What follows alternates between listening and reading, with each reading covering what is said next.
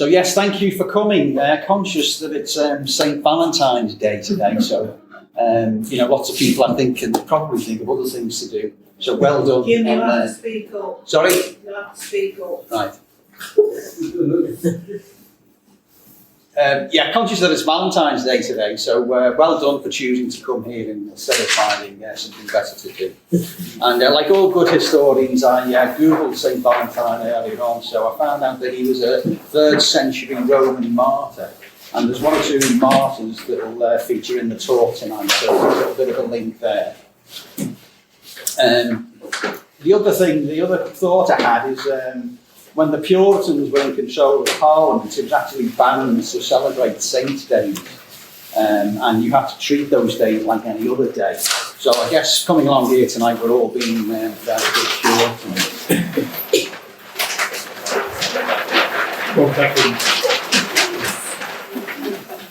So Wigan during the English Civil Wars, and wars rather than war, because there were 3 distinct Civil War periods. First one between 1642 and 1646. So this is when things really kicked off between the monarch Charles I and Parliament. And Wigan became a royalist garrison during that first English Civil War, which put Wigan at the centre of things. The Second Civil War, short-lived, February to August 1648. And this is when the king was under house arrest, in effect. And he managed to do a secret deal for a Scottish army to come down and try and restore his power.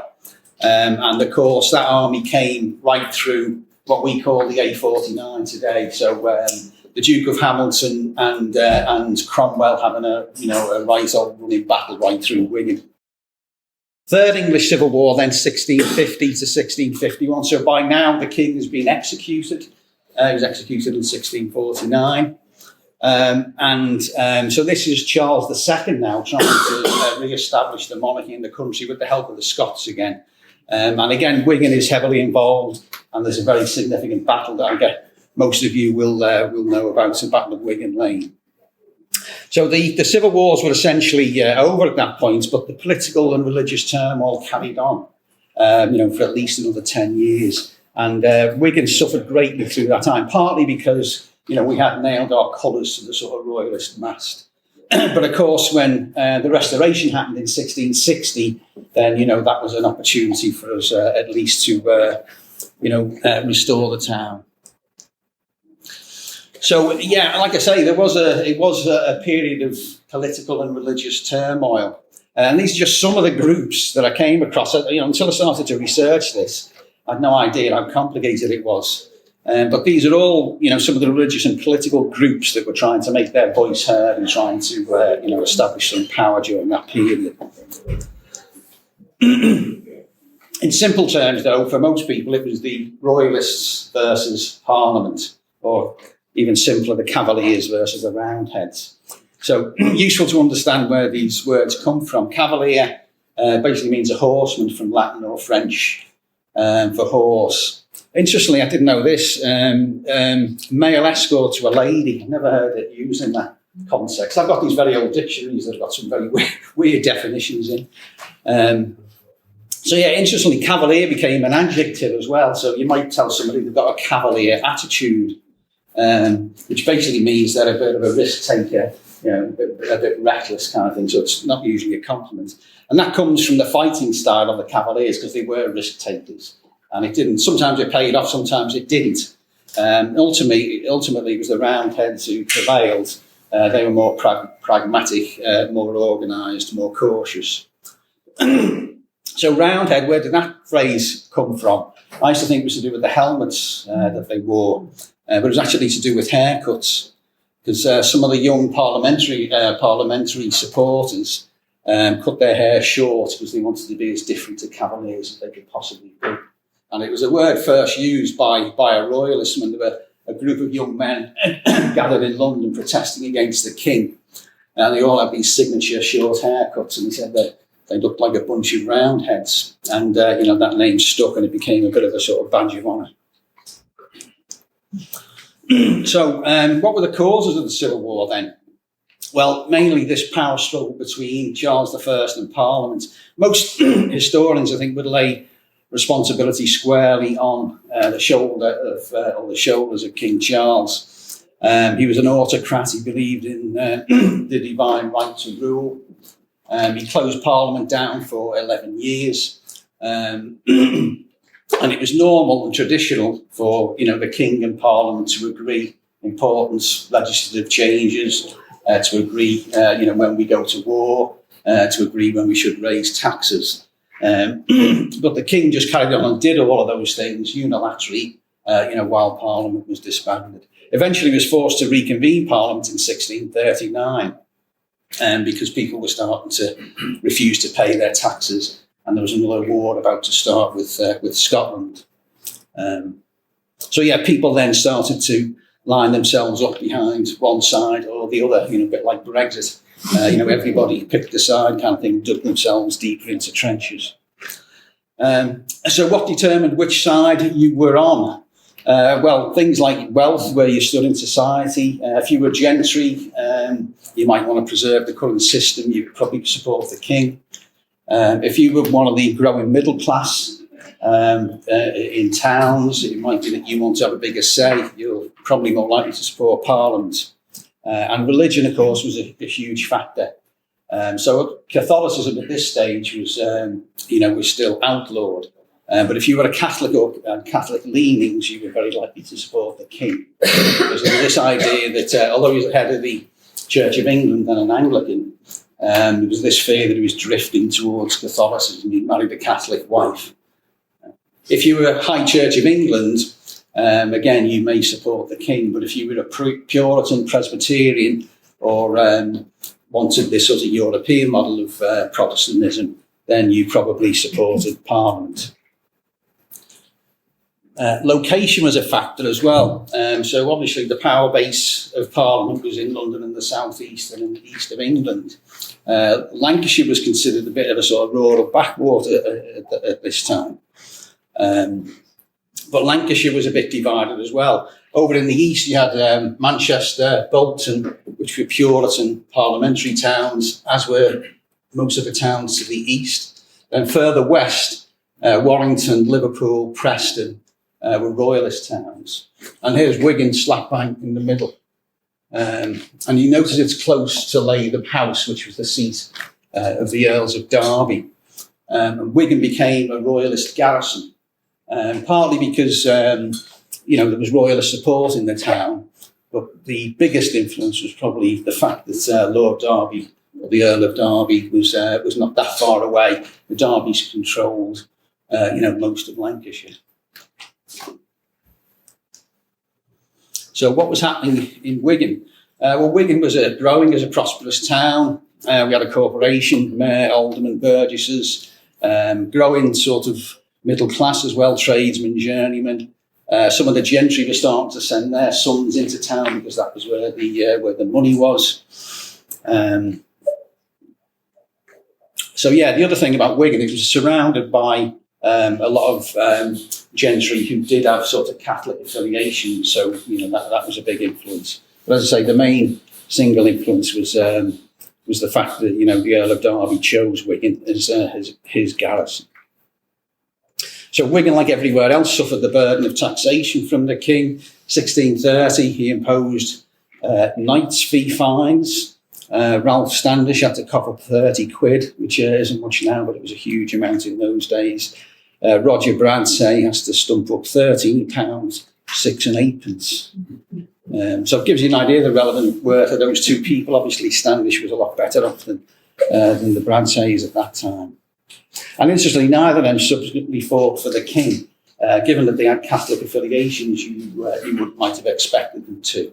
Although Ralph was about 60 years of age at this stage, which might have had something to do with it. 1634 then, the infamous ship money is introduced, and all boroughs have got to pay it, whether they're a maritime borough or not. So of the 4 boroughs in Lancashire, Wigan paid the most. Wigan had to stump up £50, Liverpool 25. So again, at this point in time, Wigan was twice the size of Liverpool. Jim, what does ship money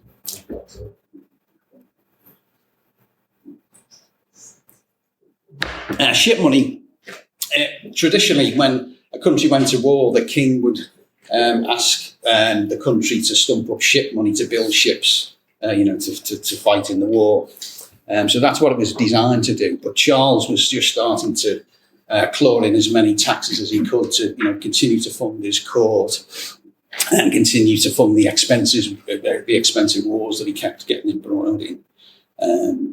So quite often it was only the maritime areas that paid ship money. So you'd expect Liverpool to pay, quite a bit of ship money because it was a port and somewhere that ships could be built. But Charles just imposes a tax across everywhere, which, was obviously unpopular. So Wigan claimed great poverty at the time. They wrote to the Privy Council, said, this is far too much for only, a small borough.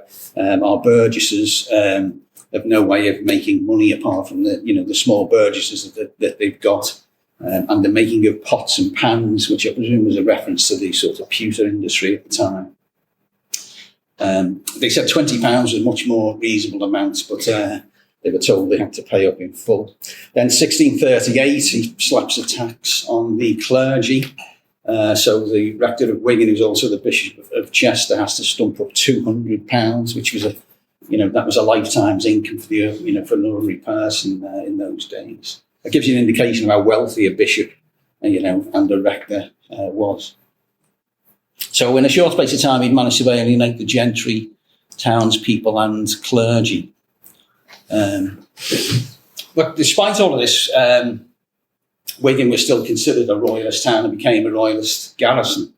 And it's hard to know what the ordinary people thought, but we do have some election results from. So when he finally convened what became the short Parliament, it was short because it only lasted 3 weeks because he lost his temper with Britain fairly quickly. He then convened another Parliament. He regretted what he'd done. And that one became the Long Parliament and lasted for about 20 years because they said, well, we're not closing down whether you want us to or not.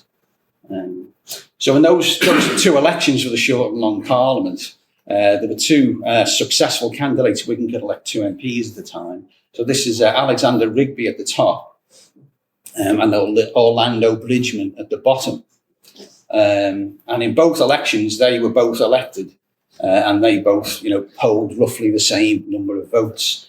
Now, Rigby was an avowed parliamentarian and Bridgman was an avowed royalist. So the town was fairly evenly split in terms of, people who could vote. In fact, in the second election, Rigby got more votes than Bridgman. So you could argue that the burgesses at least, leaned towards parliamentarianism. Thing to understand is there were only 300 burgesses who could actually cast a vote. So the population of the town was about 2,000. So only 300 could vote. And there were what was called out burgesses as well. So these were the people, the rich gentry who lived around the town who bought property or owned land in the town, which enabled them to cast a vote. This sort of the tradesmen and the journeymen who couldn't vote, who weren't burgesses, they got a bit unhappy. They turned up trying to vote, weren't allowed to. They then sort of ran a load of protests over a series of weeks, to the extent that the town wrote to Parliament saying, "Look, this election results being disputed here. Will you still accept it as a result?" Which they did. And one source that I've been looking at, a chap called Hawkes, he believes that Winstanley might have been in the area still at that time. Winstanley, I don't know if you know, moved down to London and started the diggers movement, but the southeast was a sort of power base. But Hawkes believed that Winstanley was still in the town at the time, and he might have been helping, to stimulate the protests because, the diggers stood for, ordinary people being able to own land. And, one person, one vote. So they were sort of a couple of centuries ahead of their time. So like I say, on paper, you could argue that Wigan probably should have been parliamentarian rather than royalist. But it was the Earl of Darby who had the final say. So many of you will have recognised this chap. So James Stanley, Lord Strange, 7th Earl of Derby. James, can I just stop you? I'm really sorry, but I'm finding it hard to hear everything that you're actually saying. I don't know if anybody else is experiencing the same problem, or do I need to move closer? Shall I try and use the microphone? Would that help? Yeah, I think that will help. I do have a hearing problem. So if you flip that switch on, Jim. Oh, is that better? All right, good. So yeah, this is James Stanley, Lord Strange, 7th Earl of Derby. When the war started, he was still Lord Strange, which was the title given to the heir to the earldom. So he, when the war started, he was the Lord Lieutenant of Lancashire. So he, in theory, controlled the local militia and controlled all the local armaments. But of course, once the war started and he came down in favour of the king, he was impeached by Parliament, and they ruled that he should be replaced. The king said, "No, I'm reinstating him. He's still the Lord Lieutenant." So the situation was like there were two parallel universes. So both sides thought they were still running the country, or were running the country. So Parliament were doing their thing, trying to set up their army, and the king was trying to set up his forces.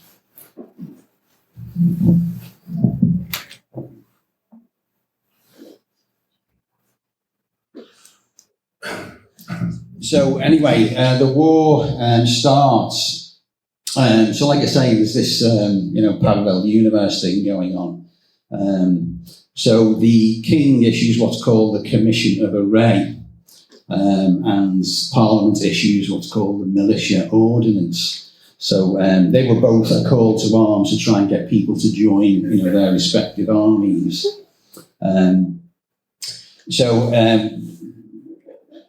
The Earl of Derby, being the Lord Lieutenant, in theory, should have controlled the troops. He tried to sort of muster people, with sort of limited success.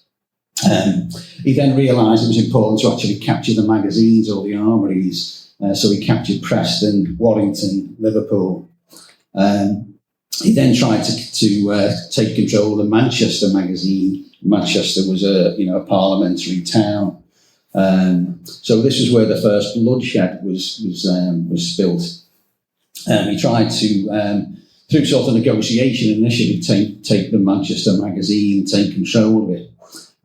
But he was sent packing, and as he was leaving, a local chap, Richard Percival, linen weaver, knocked one of Derby's party off his horse. Guy lost his temper and actually killed Richard Percival. So he was one of the first, people to be killed as a result of the Civil War. About a month later, then Charles formally declares war, raises the standard at Nottingham, and the war officially starts. So Derby then, sets up his garrison in Wigan. These are the first orders that he wrote, written in Wigan on the 30th of December 1642. Actually got a copy of them here if anybody wants to have a look at them. So these are from something called the Anderton Papers. The Anderton family lived at Exton Hall, and in the late 20s they donated all their family papers and all their deeds to Wigan Library. The librarian at the time, Hawkes, started to sift through them, and in amongst all the deeds he found this bundle of sort of scribbled notes that were maybe about 80 or 90 sort of pieces of paper, and he suddenly realised that these were actual documents from the Civil War period. It emerged that a fellow called Hugh Anderton was an aide-de-camp, like a secretary for the Earl of Derby, and he kept all of these papers, and they came to light in the 30s. So they're really useful. They tell us a lot about what happened.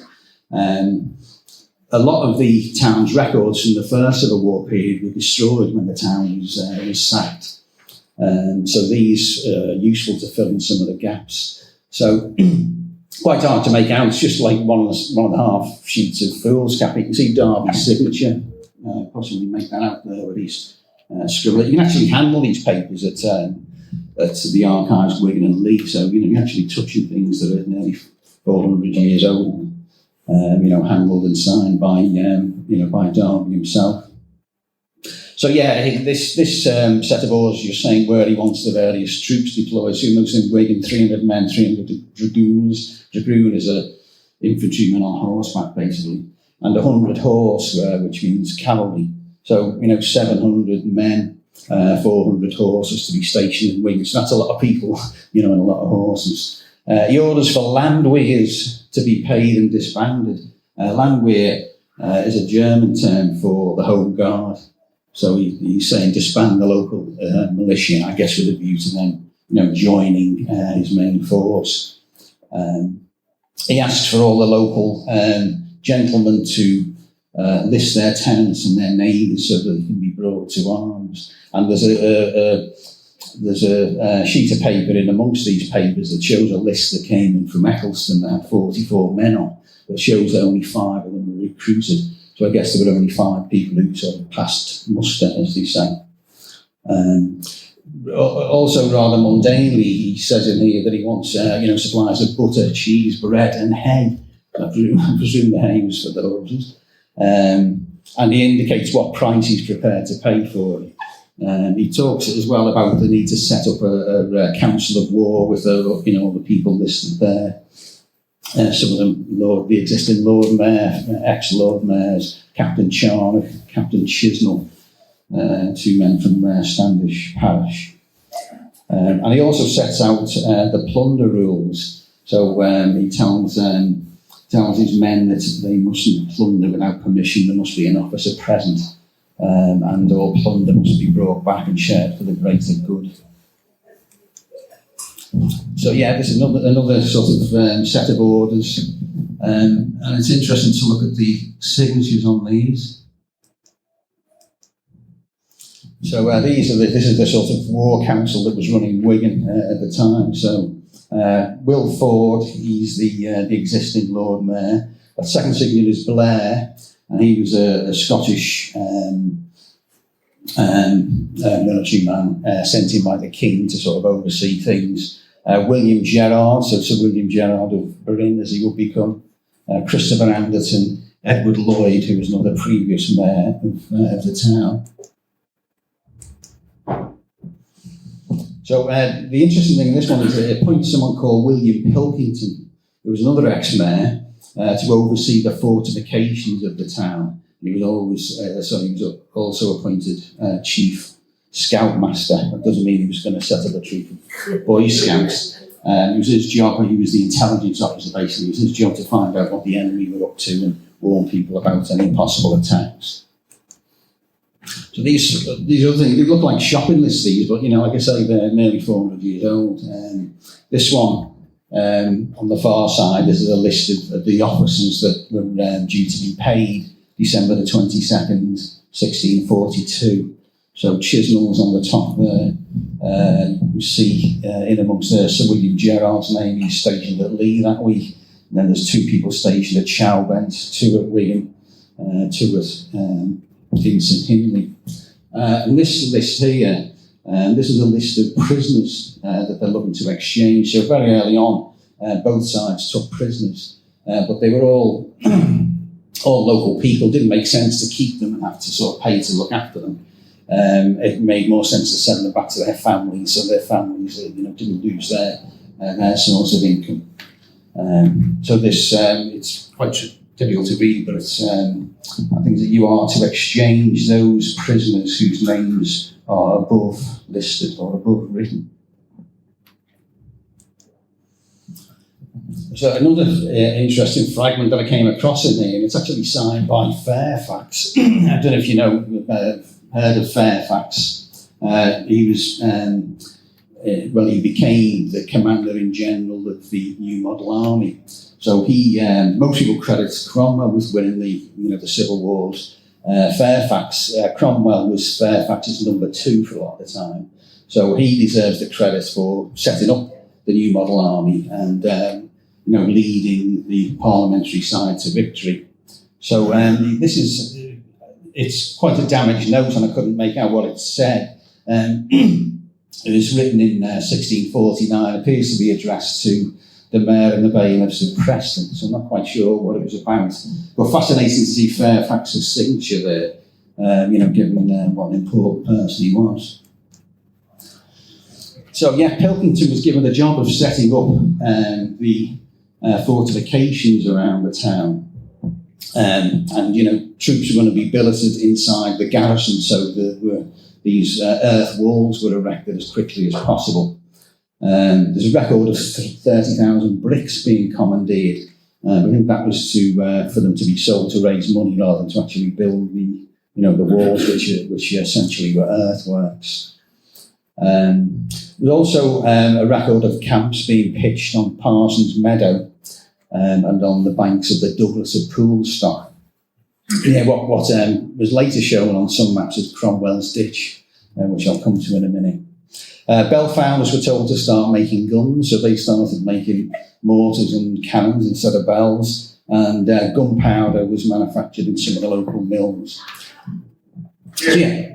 I'm not sure you're going to go on, but are there any streets or roads there that tie into the current? Well, this is a map that's puzzled people for a while. It's actually in Hawkes. He sort of republished this map, but I struggled to find out originally where it had come from. But it's actually drawn. This is an 1890s OS map, so it's not a map from the Civil War period. It's been drawn. Someone's drawn where they think the fortifications were on top of an 1890s map. Now, I managed to actually find the original of this in the local study, so Plan of Wigan from the Civil War. I got excited thinking, wow, a map from the Civil War, but it turned out it's this map, this 1890s map, with these walls drawn on. And it also shows Parsons Meadow and shows Cromwell's Ditch. And the caption says, supposed position of Wigan walls demolished by Colonel Assheton in 1643. So we realise it's a plot spoiler, but Assheton overruns Wigan. Well, he overruns Wigan twice, but the second time he orders for the fortifications to be demolished. So this is what I think they were. The printed page is the front of a book telling military engineers how to build their fortifications, and this is the guidance on how to build a ditch. So you can see you dig out the soil and the turf and you stack it up to make a wall. So these ditches were about 4 metres across, about 2 metres high. You had another sort of 3 metres on top, and you've got a sort of 5-6 metre, fortification. And you've got this, walkway behind where you can, defend things and try and stop people climbing over your wall. In reality, some of these turned to mud, so there's references to when Wigan attacked Bolton, trying to climb over these mud walls. If you were lucky, you covered them in grass and they stayed a little bit drier. So those walls drawn on the 1890s map made no sense whatsoever. But I've redrawn those same walls on the 1827 map, the Mather map that Paul's just looking to flog a couple of copies of. So when you actually put the walls on this map, it makes perfect sense, because the walls actually run round through sort of open land. So it would have been perfectly possible to dig a ditch and build an earth wall, in that position. And so my growing sort of view is that's where the defensive walls were built. And when they were built during the Civil War period. Obviously, the maps from 1827, the town hadn't grown significantly since the Civil War period. But yeah, so how do we know that's where they might have been? There's a couple of references. A fellow called Simpson in 1820 said that there were earthen ramparts and ditches visible around Newmarket Street and King Street. So Newmarket Street sort of would be built down here. King Street in 1820, one side of it was still open land. So at that time, these ditches and sort of old fortifications must have still been clearly visible. There's another reference written by someone called Gray, who used to be the curate of Wigan Church, and he describes what he thought were Roman agate or earthworks with a ditch outside. Roman agate is like a mound, and he described in detail the full actual track of these what he thought were Roman walls. Again, they more or less follow that route. The only difference is he believes they went across here roughly in line with St George's Chapel, so where that dual carriageway is the moment, between Tesco's and sort of Baines Terrace. Now, I haven't found the original source of why Gray thought that, how he knew or believed that that's where these Roman fortifications were. But my personal view is that they weren't Roman fortifications. Don't think they would have probably lasted that long so close to the town. So I think what Gray and Simpson were describing were these Civil War fortifications. And I think if you drew another line across there, that would be a pretty accurate reflection of where they were. And they were built with, they had wooden gates at the four main entrances, so across Wallgate, Hallgate, Standish Gate and Millgate. So yeah, when I looked at the map in the local studies again, I could actually see this faint dotted line. I don't know if you can see that, but that's the line Gray describes. So whoever drew this was obviously looking at what Gray had said, what Simpson had said, but why they came up with this shape, I have no idea. Obviously, there were buildings fronting onto Marketplace in those days, so there's no way you could have dug a ditch and built a wall, along that side of the Marketplace. This is Nantwich, picture there. Nantwich was a garrison town, but it was a parliamentarian garrison. And this is what Nantwich believed their walls looked like. So very similar Y-shape to Wigan. Difference is you can see these pointy bits, which are bastions, and they allow you to actually fire down on anyone who's trying to climb over your wall. So the Wigan walls will have and probably had bastions as well. There's a reference here to sconces, which I'll come to shortly. So yeah, on the issue of Parsons Meadow and the camp. So yeah, it's documented that there was the Royalists did camp there. You couldn't fit all that those men and horses in inside the walls that are being built. So this is an 1890s map with overlaid on a satellite image. So Bain said in 1836 there were zigzag mounds, a broad ditch, and several trenches visible on Parsons Meadow. So clearly that sounds like it's remnants of Civil War defences. Many of you will know that this sort of waterway here was labelled Cromwell's Ditch.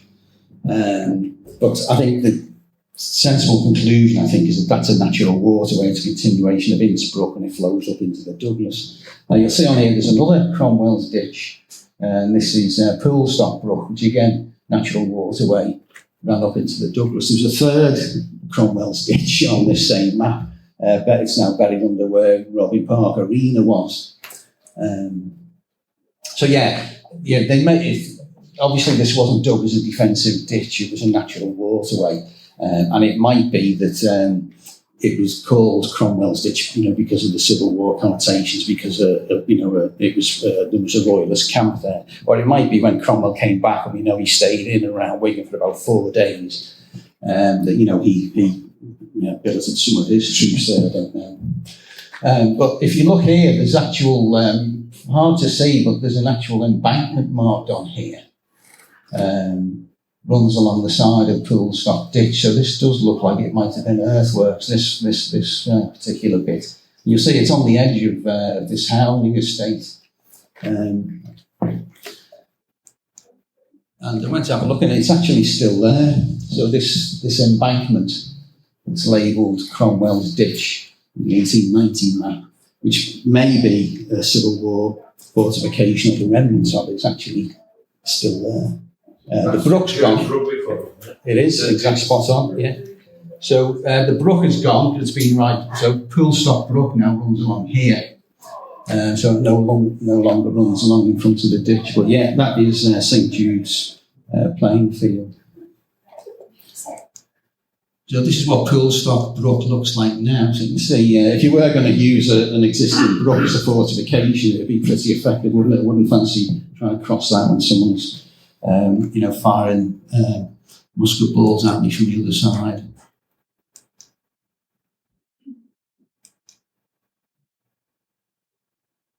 And yeah, Parsons Meadow still a big, it's all, there was loads of colliery spoil put on here in the sort of 20s and 30s, but it was all cleared and reclaimed. But still a pretty impressive big open piece of land. And if you were going to camp an army somewhere near Wigan, that's the place that you would probably choose. So yeah, I mentioned sconces before. This is a sconce. This is in the Isle of Man. So this was built for Lord Darby, or the Earl of Darby. So the same Earl of Darby who commissioned the defences in Wigan. And so this is still there. It's in a place now called Cerrig, which is the sort of Gaelic Manx name for it. It was originally called Fort Loyal, built in 1848 to defend for the Earl of Darby, to defend the island against parliamentary forces. So you can see Baines talked about zigzag, embankments, zigzag ditches. So it may well be that this was there's something similar to this. Traditionally, they build sconces outside the main garrison to be the sort of first line of defence.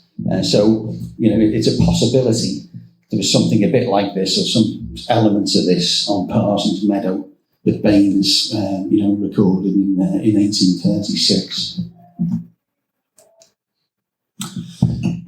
So anyway, the war is underway. Some early skirmishes, Chowbent in November, Loughton Common, casualties, people taken prisoner, 15th of December, West Horton, another skirmish, people taken prisoner. Officers, when they were taken prisoner, were taken to Latham House, I guess, to be kept in relative comfort. Then 24th of December, parliamentarians take Lee, I guess due to its proximity to Manchester, 50 prisoners taken. So these prisoner exchanges I mentioned before, are in full flow. And Hugh Anderson, who produced all these papers or kept these papers, that seems to be his main job, was to actually arrange and document all these prison exchanges. So you can see that one's headed up Latham. So this is a list of people, possibly the officers who were enjoying the luxury of Latham House. Over here, there's two lists, one headed up Manchester, one which I think translates as Rochdale. So these are prisoners. It talks about them being taken to Horton Common to be exchanged. I think that possibly West Horton. So this is another note, just exchanging a couple of prisoners. But the interesting thing, it's actually signed by Ralph Ashton, and he's the guy who talked about who overran Wigan. He was a parliamentary leader, one of the MPs for the county. So just great to be able to see and handle that same bit of paper that he signed at the time. So that's it. He's talking about exchanging a prisoner from Bolton with a prisoner from Wigan. Come spring 1643, things start to get a lot more serious. So it might be a bit confusing, but this is a map showing some of the main sort of activities between February and May. So in February, Darby attacks Bolton, tries to take Bolton. Bolton's very well sort of garrisoned, and lots of casualties, prisoners taken, but the attack fails. A few weeks later, 25th of March, he tries again. Attack fails again. And then 1st of April, Manchester, supported by Bolton, launches an attack on Wigan. And it's successful, the town is overrun. But they don't hold it for any length of time, and I'll explain why in a minute. So a few weeks later, they come back to finish the job, and this time they take the town and keep it. And this is when Ashton decrees that those fortifications should be demolished. And then you'll see later on in May, Manchester take Warrington, and then they take Liverpool. So, parliamentary forces are rapidly taking over, all the important towns in Lancashire, including Preston. Do you have any idea of what sort of casualty numbers there were? Were you talking hundreds? Yeah, it depends. I mean, the skirmish, you're probably talking about maybe, anything from 10 to possibly 50, 60 people killed. The Battle of Wigan Lane, we think there were less than 100 casualties. It was, some people class it as a skirmish, but... when you were talking about Darby trying to take Bolton, would there be hundreds? No, I mean, I've got the figures somewhere, but no, probably less than 100 casualties, I would guess. You'd approach a garrison, you would either, try and attack the garrison, or you'd lay siege to it. Big dog, little dog. I've got all of those figures. The other thing that there's always two sets of figures, the parliamentarian figures and the royalist figures. So, they always exaggerated the opponent's casualties and minimised their own. So there's some huge variances in the number. Whitehouse, who wrote the history of Wigan, was prone to exaggeration. He talks about hundreds being killed and lying dead, when that just probably wasn't the case. So this attack on Wigan, 1st of April, just to look at it in a little bit more detail. So Asherton, whose signature we've just seen, he comes across with Holland Roseworm, another officer, 2,000 infantry, 200 to 300 cavalry, 8 field guns, so they're well and truly sort of armed up. I mean, if you've watched the Grand National, you know what it looks like when 30 or 40 horses are coming at you. You imagine, 200, 300 cavalry. That's an impressive military force. So they broke into the town fairly quickly, mainly using the musketeers, broken through the sort of pool stock end. There were only about 1,400 in the town to defend it, and they sort of scattered, realised they were outnumbered.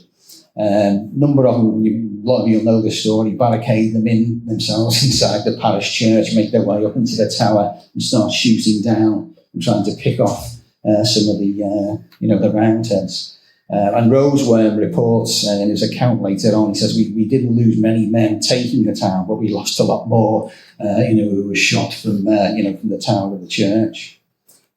So then confusion, there's word, Darby wasn't in the town when it was attacked, but there was word received that he was heading towards the town with a load of cavalry.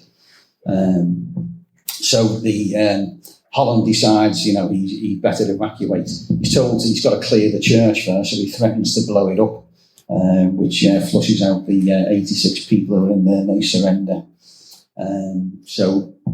Holland evacuates. Rosworm's left with trying to control 400 prisoners, and surrounded, as he puts it, by hostile town people. So he eventually evacuates as well. So they take the town and then fairly quickly leave. And the irony is Stanley or Darby never actually arrives. He got to Standish, heard that the town had fallen, and headed off straight back to Latham House. So although it became a royalist garrison again under Thomas Tilsley, who many of you will be aware of, the town had been severely plundered. The parliamentarians said it was a good place for papist goods and treasures, the idea being that all the local gentry Cromwell stored their stuff in Wigan. So it was estimated that £20,000 worth of valuables were taken from the Moot Hall, huge amount of money. The cloth hall and all the shops were looted, and fabrics were strewn around the marketplace. Town records were destroyed, church completely ransacked. Then a few weeks later, they come back, to finish the job. Another, with a large force again. So Tilsley realises there's no point in trying to defend the town. He trots off to Latham House. So this is when Ashton, orders that the gates be demolished, and the gates be burnt, and the fortifications demolished. So I guess they would have pushed as much of that earth back into the sort of ditch as possible. He made the Wigan townspeople take an oath to say that they would never raise arms again against the king and Parliament. So interesting that they included the king. So the parliamentarians, they weren't anti-monarchy in the early days. They weren't trying to abolish the monarchy. It was just Charles I, his personal style that they had a problem with.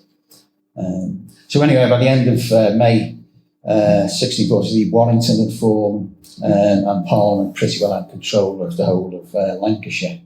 The only two outposts were Latham House and Greenhouse Castle up near Garstang. And you can see this is what's left of Greenhouse Castle today, so that eventually fell.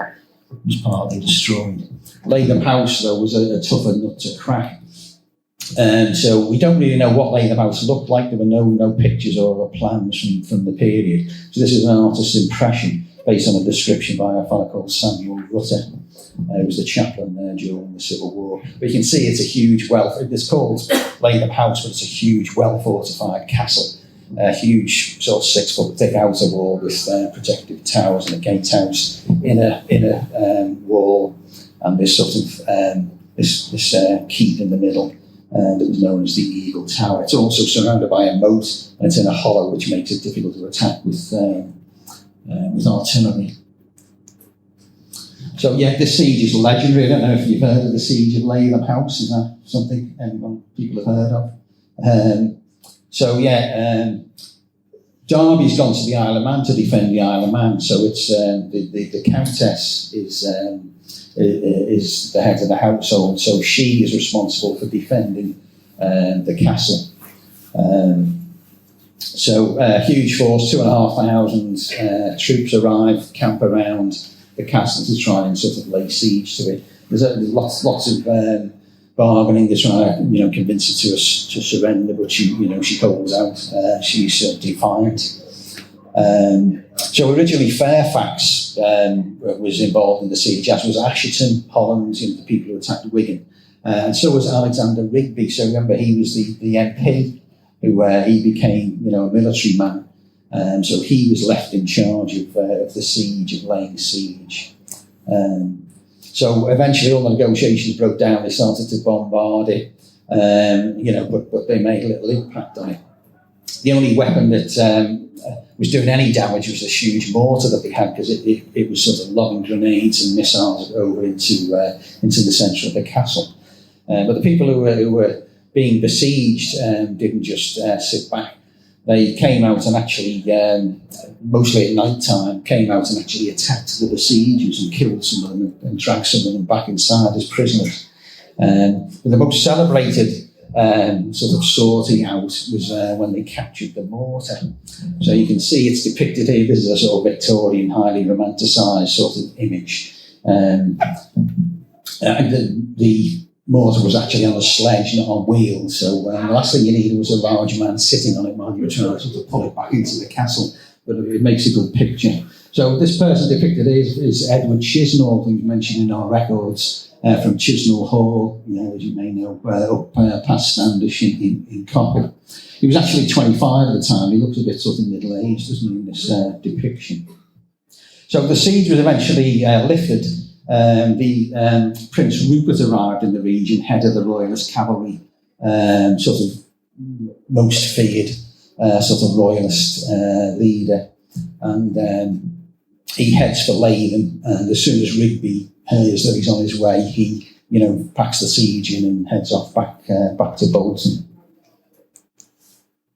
So this is another sort of romantic depiction of the siege. So this is the Countess defiantly strapping the royal standard to the top of the Eagle Tower that's been damaged by mortar fire. And there's this other incident that was documented. The rector, there was a bit of battle over who should be rector in various places during the Civil War. So the Bridgeman was a royalist, so he'd been replaced by a Presbyterian Bradshaw.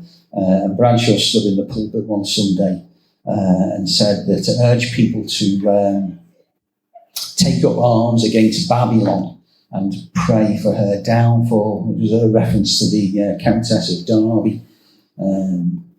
He was obviously, supported the Parliament side. He was a Puritan preacher. That sort of morphed into people saying he called her the whore of Babylon, which isn't quite what he did or said. But you'll find some accounts, claiming that that's what he said. So we know what the Countess actually looked like from this Van Dyck painting. So this is the Countess of Darby. She was the granddaughter of William of Orange, so from a sort of royal background. So this is the Earl of Darby, and I'm pretty sure this is their youngest daughter, Catherine, about 5 or 6 at the time. So fantastic portrait by Van Dyck. Charles I employed Van Dyck to be the sort of court painter. So just a little bit more about the mortar. This is what this is a surviving Civil War mortar. So this is what it looked like. So it's a very large metal bowl, which is where the word mortar comes from. So like pestle and mortar, it's basically a large bowl. So you can see why bell founders were asked to start making weapons, can't you? Because it's basically a large bell. And this is what it looks like when it's ignited. So you can see why it was referred to as a fire-vomiting mortar. You can see why from that picture. This is a mortar that I came across when I was looking for some stuff from Stanley. This is in storage in Wigan Museum. So this is an apothecary's mortar. So this was made as a bowl, which was later converted into a bell. But you can see how easy it would be for someone like Luke Ashton, well-known bell founder, to sort of suddenly start making cannons and mortars instead of bells. So there's this fantastic Chestnut Cartouche, this is called. It hangs in Standish Church in St Wilfrid's. If you get a chance to go and look at it, I would do. It's a huge piece of carved marble. It's about 5 or 6 feet high, about 2 or 3 feet wide. So this celebrates Edward Chisnell, the guy you saw sitting on the mortar. It was made by his son after he died. It's written in Latin, but it tells the story of how he'd, at the siege of Labour House, he boldly took from the rebels a fire-vomiting mortar. But it's a fantastic item to look at. So you wouldn't normally see all these arms in a church, would you? But obviously it's celebrating the fact that he was a military man. He was a musket butt and flintlock pistol, the hilt of a sword. And you can see the Chisnell coat of arms and this little griffin at the top that was the Chisnell crest. You might see that if you play golf at Arley Hall, you'll see that same crest on Arley Hall. Because the Chisnells owned Arley Hall at one time with a branch of the Chisnell family. On the other side of the pier in the same church is this another Chisnell remnant. So this replicates the commission that was given by Charles II. So this is during the Third Civil War, because he survives the siege and he joins King Charles, the person who wants to be King Charles II. At a place called Whitley. I thought it was Whitley near Wigan when I first read it, but I think it's Whiteley, and it's in between Runcorn and Northwich. But Charles II was heading for Worcester, where of course he'd be heavily defeated. Chisnell fought at Worcester and was captured, but had his lands confiscated. But he died of natural causes in 1653. Incidentally, the helmet. That locally was called Cromwell's helmet. Now we're pretty sure it's got nothing to do with Cromwell, but sort of anything that might have a remote Civil War connection seems to attract that Cromwell label. It's actually a helmet from the 13th or 14th century. I think it might be Italian, so they think it might have been resting on the sort of grave of a knight in the church before it was rebuilt in the 1500s. But it was always known locally. And if you ask a lot of local people, they'll tell you it's Cromwell's helmet. So yeah, I mentioned Rupert. So this Rupert just cut a swathe through Lancashire when he arrived in May, June 1644. So he just turns up with the bulk of the the Royalist cavalry, takes Stockport. A few days later, takes Bolton, passes through Wigan, relieves the siege of Latham House, then lays siege to Liverpool. I don't know if I think there's at least one Evertonian here who will know what Rupert's Tower is. Anyone heard of Rupert's Tower? No? Ron has it. So it's on the Everton badge, isn't it? Yeah. So medieval lock-up on the top of Everton Brow in Liverpool. It's still there. But it was there when Rupert laid siege. He didn't use it, it was just, in that sort of general area. So it was always called Rupert's Tower. Because Prince Rupert laid siege, near where the tower's on the top of Everton Brow.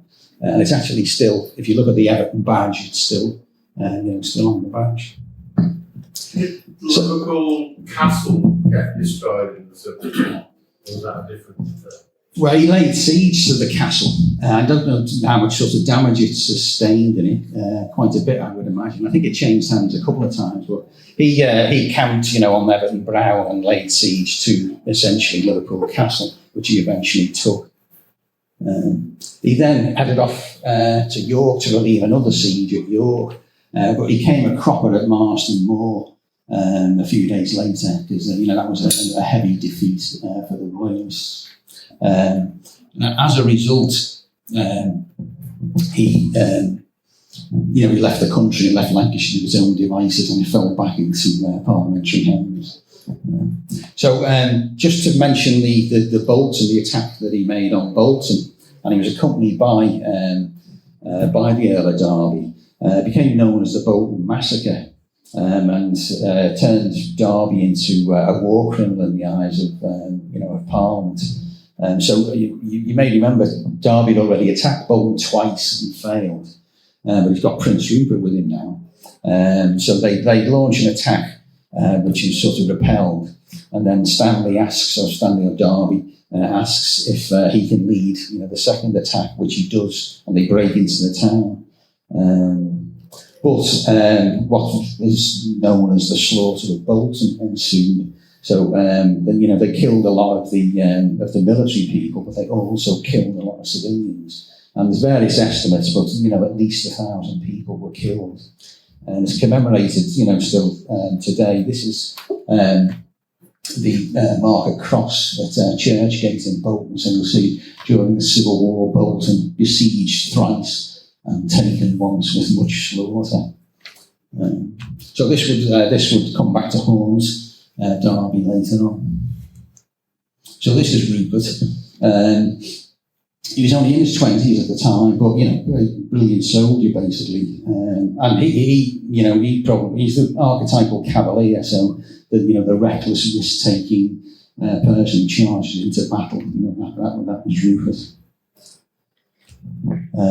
So I say things ended badly for him at Marston Moor, but he managed to escape, and he returned to this country after the Restoration. Actually, played an active part. I think he became the head of the Navy actually under Charles II.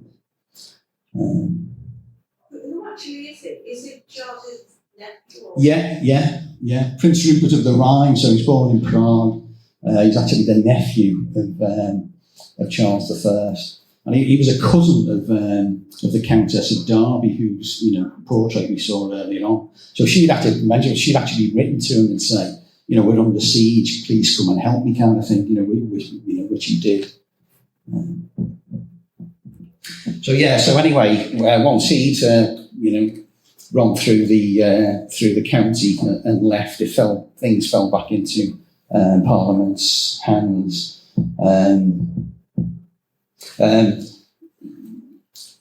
Latham was put under siege again. By this time, Derby and the Countess had gone across to the Isle of Man. I didn't mention, but Derby was also the Lord of Man, which is why he was building fortifications there.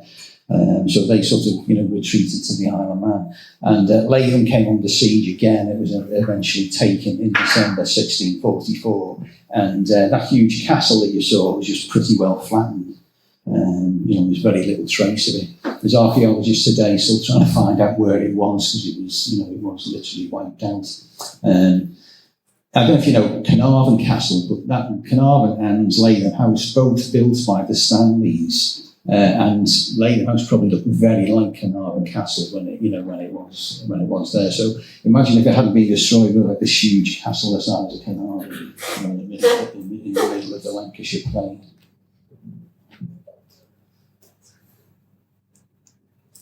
So yeah, there was relative peace then until 1648, and then the Second Civil War kicks off. So like I said, Charles I was under house arrest, but somehow he manages to broker this deal with the Scottish to send an army south on the basis that he'll install the sort of Presbyterian model of religion across England for at least 3 years. So that was the deal.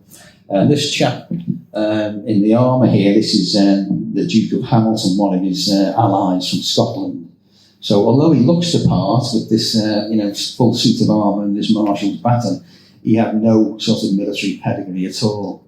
And he was up against Cromwell, who by this time was an accomplished... Cromwell started out as an MP, became a colonel, worked his way up, and eventually became, the commander-in-chief of the army, as well as then eventually the leader of the country. But yeah, so it was only ever going to end one way, even though Hamilton had 18,000 troops, Cromwell only had 9,000. So I'll just talk to this quickly, but these are all the movements around Wigan in 1648. So basically Hamilton's coming down from Scotland with an army, 18,000 people. They're stretched out over several miles. Somebody said all the way from Kirby, Lonsdale to sort of Wigan. One of his cavalry troops is actually already in Wigan, while the rest of them are still trying to cross the River Ribble. Cromwell comes steaming down the Ribble Valley and knocks them for 6, many killed, many taken prisoner. Some of the infantry that are already across the river then start to head south, knowing that Cromwell's going to be hot on their tail.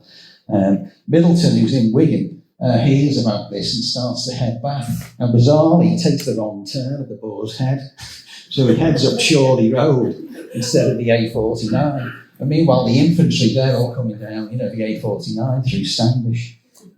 So Middleton eventually bumps into Cromwell and does a U-turn, and he comes back to Wigan as well. So on the evening of the 18th of August, Wigan is packed with this sort of Scottish army in complete disarray. They've seen loads of their comrades being, killed by Cromwell. So what do? They ransack the town, pillage it completely, even though it's a royalist town and they're, meant to be royalists. So Wigan gets, ransacked yet again. And there's also this bizarre event where there's a load of infantry assembled in the marketplace, and they hear hooves coming up Standish Gate, and they assume it's Cromwell. So they get ready for a fight. And it turns out it's Middleton finally found his way back to Wigan. But because they're so frightened and confused, they end up being charged by their own cavalry. So they scatter again into Wigan and probably do a bit more pillaging before they go. They reassemble the following morning and head off.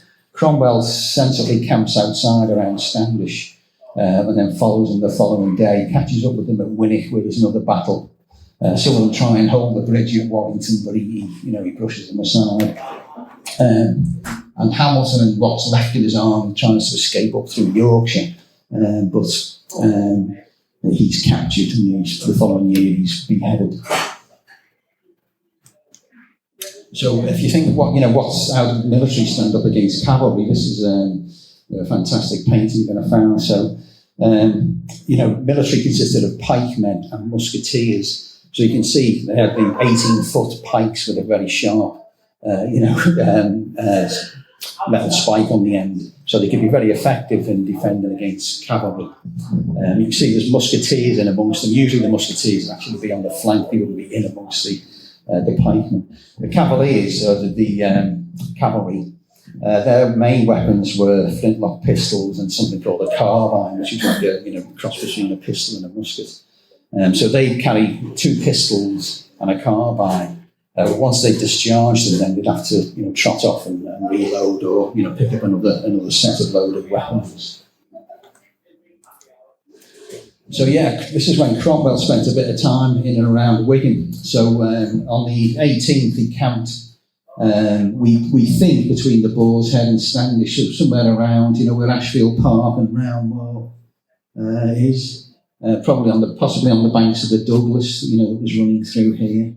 And he described, although they were trying to camp, he described how they'd marched 12 miles and they're completely exhausted. Some of the worst conditions he'd ever marched through, even though it was summer, it was August, but it had just rained incessantly, and he said it was some of the muddiest and marshiest ground.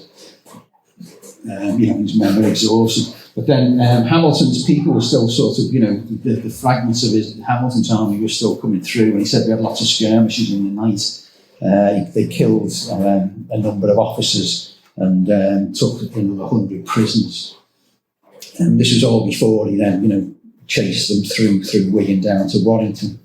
And then after he defeated them at Warrington, he came back and stayed in Wigan. So he was in Wigan on the 23rd of August, and he wrote 2 or 3 letters. And this is where when he wrote this much quoted line, "The town of Wigan, a great and poor town, and very malignant," in other words, not friendly towards me, "were plundered almost to their skins by them." So he's referring to the Scottish soldiers, just plundering and stripping everything they can out of the town. By contrast, all the accounts are that Cromwell's troops, behaved impeccably. He was a Puritan, and he instilled sort of, discipline in his men. So anyway, this act of bringing an invading army down from Scotland was the final straw as far as Parliament was concerned. So they purged Parliament to remove any resistance to trying and eventually executing Charles I. So Charles I executed at the Banqueting House, Whitehall, on the 30th of January 1649. And I mentioned sort of martyrs before, but you see these people here trying to soak up Charles's blood that's dripped off the gallows. They believed he was a martyr. So again, it would depend on which he was either a martyr or a traitor, depending on which side of the argument you were on. Okay, so the Third English Civil War, 1650 to 51. So the king is dead. Charles I has been executed. So this is about Charles II, his son, now trying to re-establish the monarchy. He lands in Scotland in 1650. He's eventually crowned at Scone, or Scone, depending on how you say it. Scone. Scone. Probably best to ask a Scottish person.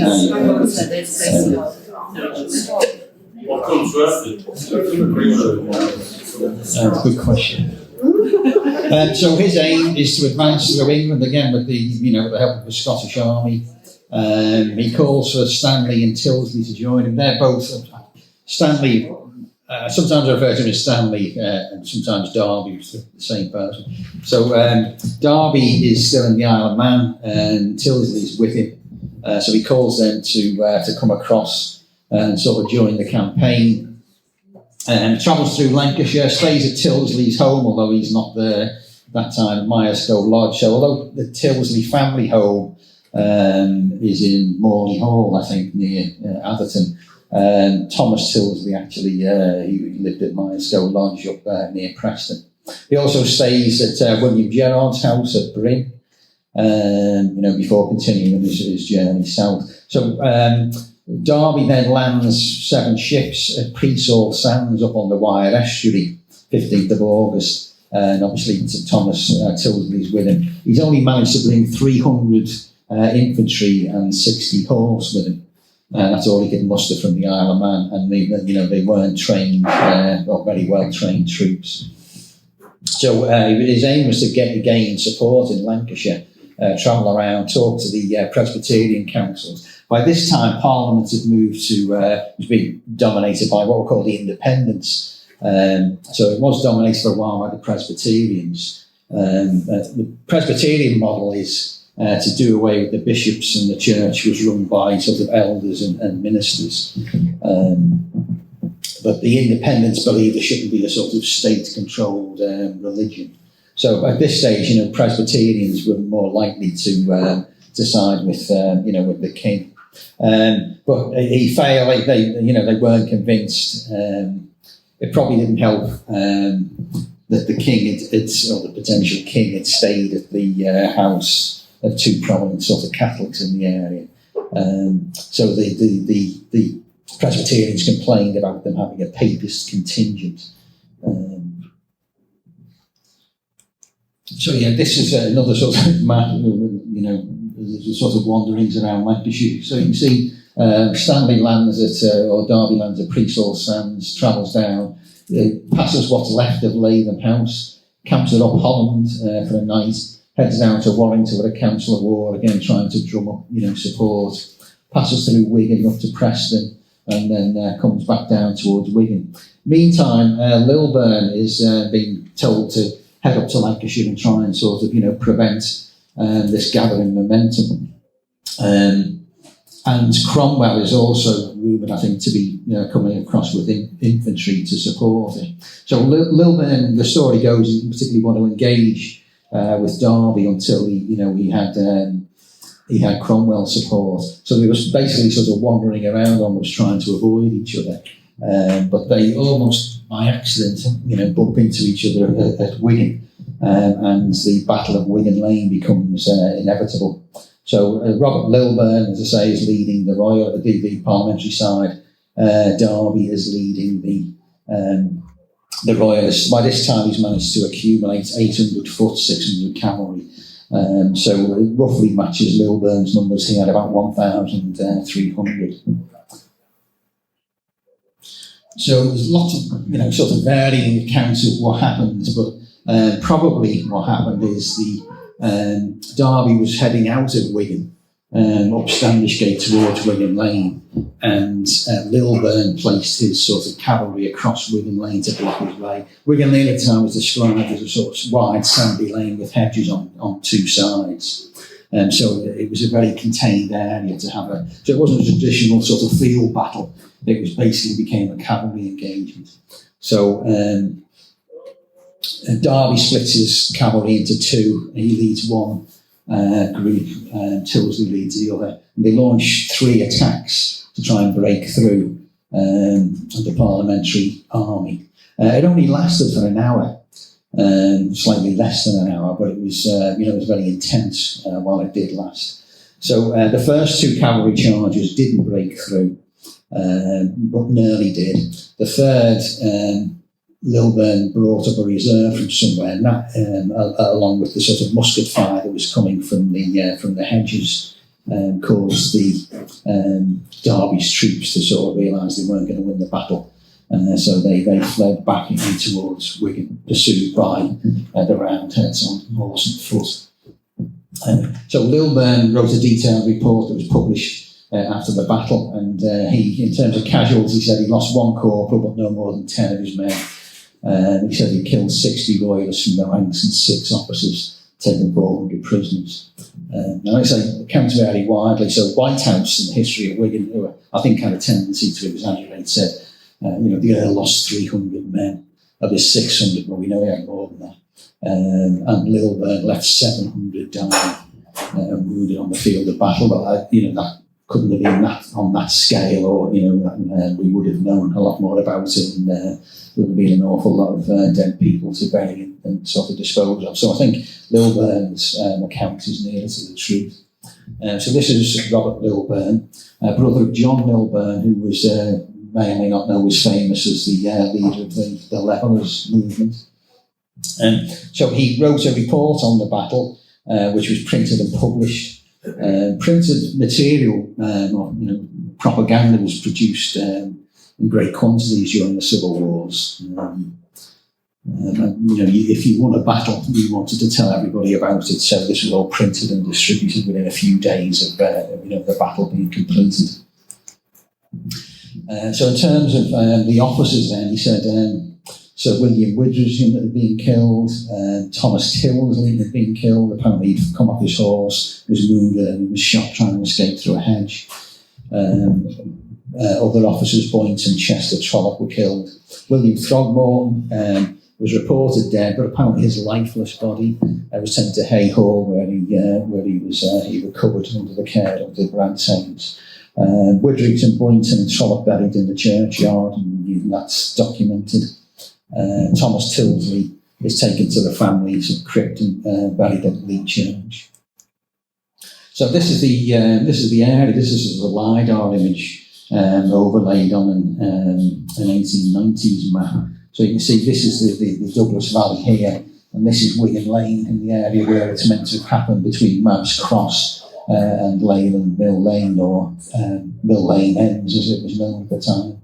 So on this map it actually shows the Bloody Mountains, and it says this is the site of the Civil War battle. But there's no evidence that that's where the battle took place. Most of the accounts say that it took place here, along the length of Wigan Lane. It's possible that some of when they fled back into Wigan, some of them may have tried to cross the Douglas and cross the valley, and may have been caught and killed on the Bloody Mountains. Possibly that's where why it became known as the Bloody Mountains. Whereabouts are the Bloody Mountains? Sorry. Where are the Bloody Mountains? Yeah, so this is the Douglas, so it's on the other side of the Douglas Valley from, I think if you go down to the High Street on one of those roads off Wigan Lane, you can walk across. Jim, there's a lady that owns some land that there's further up from Forbes on the lane on Wigan Lane. There's a path, I don't know if people know the name of it, from the Douglas up. It's an old path, can't remember. It's Sicklefields. Yeah. So as you're coming up Sicklefields, the lady, I spoke to her at Forbes, and she owns that land, and she has an amateur metal detector on that land there, which is further up Wigan Lane, past the Cherry Gardens, past the school. Yeah, and he's recovered apparently numerous musket balls on that piece of land there. So I think you're probably right. It's suggesting, although it might have happened all the way down the lane, but there's certainly. As I said, can we get hold of this fella? It's important. We chronicle stuff like that. But apparently, he doesn't really want to. He's found lots of musket balls on that piece, on the fields facing the cottages that are there still. On that piece of land there. Yeah, and that's the area where Cromwell camped as well. All those finds are either linked to the battle, and it wasn't where most people think it was. Or they could be related to the skirmishes that Cromwell describes when he was there on the 18th of August in 1648. There are other accounts. There's one account written by Colonel Birch, who was a cavalry leader from Liverpool, who brought some cavalry across to fight in the battle, and he placed it. He talked about it being I think a mile and a half from Wigan or something. So there are other accounts. I think Lilburn's account, which was written at the time, is probably fairly accurate. But it could be that the battle happened in a slightly different place. Or stretched out over a slightly longer area. Yeah, possibly. Yeah, I think, obviously Lilburn's account is, the one that most people accept. But Birch's account differs slightly, and I think there's another account by a chap called Robinson, which again is a little bit different again. So what happened to Darby? Well, he was injured, and again, there's various some of them, accounts possibly exaggerated. Reportedly, he had 3 horses shot from under him. His French manservant was killed trying to help him to remount. He had 6 or 7 bullet marks on his breastplate. He had slash marks on his hat. So, to what extent all of that's true, I don't know. But he was wounded, but he was well enough to make his way down into the centre of Wigan. And Lilburn reports that they found 3 of his cloaks with stars, his George Garter, other robes were recovered. So I guess that was either from his, the baggage train or from, from his entourage. He won't carry them into battle with him. So this is him wearing one of his star cloaks, and that's the Garter star. He was a knight of the Garter. It was separately reported that his beaver hat was found. When I read that beaver hat, I thought it was, you think of Davy Crockett. These were beaver skin. These, shiny sort of black hats were made of beaver skin. So how did he have his hat slashed and survive? Well, Cavalier officers wore these things. It's called a secret. They wore it underneath their hat, so they would look good on the battlefield, but still have some protection. Can I just give you a little footnote? The dogging, after the Restoration, it was renamed the Legs of Man in honour of Darby because of the Manxmen who were brought over. Right. Yeah, it was just Yeah. Longest barrow in the Yeah, world. that was the dog. But not that one, it was rebuilt. Yeah. So, there was two doggings, wasn't there? The old one and the new one, I think. But this is a depiction of the dogging. This is Whitehouse has drawn this, but it's not a very good drawing. But yeah, he reportedly made his way to the dogging in Marketplace. The story goes that he lay low there and he was sort of helped, and he eventually could recover, and he went down to meet the king in Worcester. So for a long time they had this bust of James Stanley in the dogging, but I don't know about you, but I don't think it doesn't bear a whole lot of resemblance to him. Looks more like a sort of replica Roman thing with a toga. I'm sure they sold a lot of beer to people who came in to see it. Jim, where was the dogging located in relation? Actually on Marketplace, so if you can see the fish stones here in this Whitehouse drawing. So I think it was, I'm trying to think what's roughly there now. What's there now, Ken? Is it It's the entrance market, Legs of Man. Yes. The original dog was knocked down. It was renamed in about 1650 as the Legs of Man. And then it was knocked down and rebuilt and still called the Legs of Man, but they made it the top bit. When they built the arcade, it was top legs and bottom legs. So did the top and make Yeah. So I think there was then another dogging, wasn't there, on the other side? I think it was Cooper's Row, wasn't And it? that was the entrance to the Empire bingo hall before. Yeah.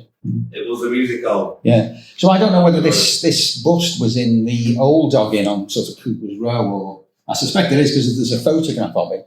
So it couldn't have been photographed in the original dogging. So I found this better depiction of the dogging. I went up to Lancashire Archives and found this a sketchbook by a fellow called William Latham, who travelled around Wigan and Lancashire in the 1800s, and he just painted or drew this, really good representation of the dogging. So it looks as though it's about to fall down, and that was in 1823. And he wrote some notes across the bottom of the sketch, and he refers to the Earl of Darby staying there. He's spoken to people called the Moores family, who apparently had run it for 300 years. You might not be able to say it, but he says a shield belonging to the Earl has to this day been carefully preserved in one of the apartments of this house. Now, I'd heard about this brass shield, which was meant to be left by the Earl, as a sign of gratitude kind of thing. And I was a bit sceptical about it. I thought, he's not going to be going into battle carrying brass plaques around to, dish out to sort of pubs who help him.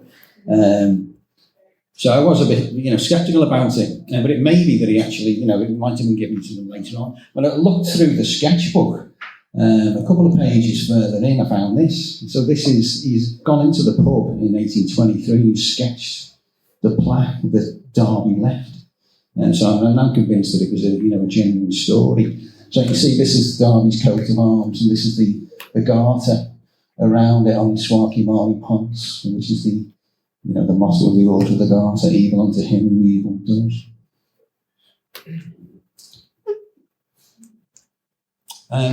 Thomas Tilsley, a professional and very competent soldier, Killed at the Battle of Wigan Lane. Incidentally, he married Frances Standish, daughter of Ralph Standish, and they'd had 10 children. So, he left a large family behind. But he was buried out at Lee Church. And of course, we've got this, lasting monument to him on Wigan Lane, the Tildesley Monument, built by Alexander Rigby, different Alexander Rigby to the MP who was parliamentarian. This was Alexander Rigby from Duxbury. He was Tildesley's cornet, and he actually married one of Tildesley's daughters. So he built this in 1679 when he was the High Sheriff of Lancashire. And he went on to become the Mayor of Wigan as well in 1687. So this is, I think, it's been restored, we know, once by the council or the corporation in 1886, but I think there's been at least 3 different versions of plaques put on the memorial. So I think it's been changed a few times. I think this park was built around it in 1886 when it was renovated on that occasion. But again, in Latham's sketchbook, I found a sketch of the memorial, how it used to look in 1823. So you see it's got a brass plaque and it's a different shape and it hasn't got the park around it. And he's actually sketched, an exact sort of copy of the inscription, how it looked at the time on the brass plaque. Brass plaque's down in Lichfield Museum, because Tildesley was the governor of Lichfield for a while, so I guess that's how it ended up down there. But interestingly, it says the battle took place in 1650 on here. We know it was, well, we now know it's definitely 1651. So that led, quite often you'll read that the battle took place in 1650 in some of the old texts, because they put the wrong date on the brass plaque. So this is Lee Parish Church, where Tildesley was laid to rest, and his wife Frances was buried there as well, alongside him when she died some years later. So what happened to Stanley, or to the Earl of Darby? Well, he did manage to make his way to Worcester to meet up with the king. Battle of Worcester was lost. So that was in effect the end of the Third Civil War. The king managed to escape very narrowly, famously hid in an oak tree in Boscobel House, which gave rise to the third most popular pub name in this country, the Royal Oak. He eventually made his way to France. There was a couple of close calls where he was nearly captured, but he managed to escape. Stanley and a group of his friends bumped into a parliamentary troop and gave themselves up, asked for quarter, taken to Chester, where he was put on trial. Managed to escape from Chester Castle, but eventually he was sentenced to death. And sort of he was rather poignantly taken back to Bolton. He said he had to be executed in Bolton, the scene of the Bolton Massacre. So this is Chester, an old map of Chester. There's the castle here. Oops. Here. He escaped and was caught on the Rudi. That's where Chester Racecourse is now, and what used to be the site of the Roman harbour, where it was in Roman times. So he starts his final journey to Bolton. The heavily guarded, they stop because his 2 daughters have come to say goodbye, Catherine and Amelia. Catherine was a young girl, we saw her in the portrait earlier on. They'd actually been imprisoned in Chester Castle as well. They'd been sort of arrested, and they'd been used as bargaining chips to try and get Darby to release prisoners from the Isle of Man. So there's, tearful goodbye. They knelt together and sort of prayed for a while. So he actually spent his last night in Lee. There's a sort of trace of it, but you've got to look very hard. This flower bed is outside Lee Library, the Turnpike Centre. You just about make out this stone here. So this at this house formerly occupying this site, and known as the King's Arms, James 7th Earl of Darby passed the night before his execution at Bolton. So this is the building. the plaque used to be in this building. That wasn't the pub. That replaced the pub. That was demolished when the Turnpike Centre was built. It's over the road you can see from Lew Parish Church. And apparently he asked if he could visit Tyldesley's tomb before he was taken to be executed, but they declined. I guess they were worried he might try and escape. So he arrives at Bolton. The gallows isn't ready. He has to wait 3 hours in the man inside pub.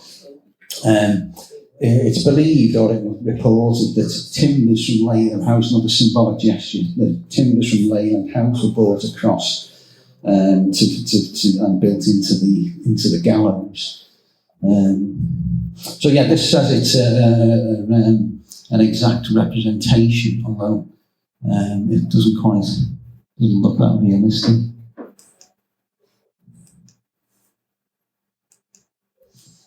So yeah, this is Darby giving his final words, which he documented if you ever want to sort of search for them and look them up. You can see his coffin there waiting for him, sobering sight. He actually makes a comment about it. You can see the block as well. Quite often in the movies, people are depicted kneeling at the block. But both Charles and Stanley, the block was just a small block on the floor, and the prisoner had to lie flat with their arms out. So you see there's a chaplain there as well. That's his own chaplain, Mr. Bagley. And you see there's another person who looks as though he might have been overcome with sort of grief.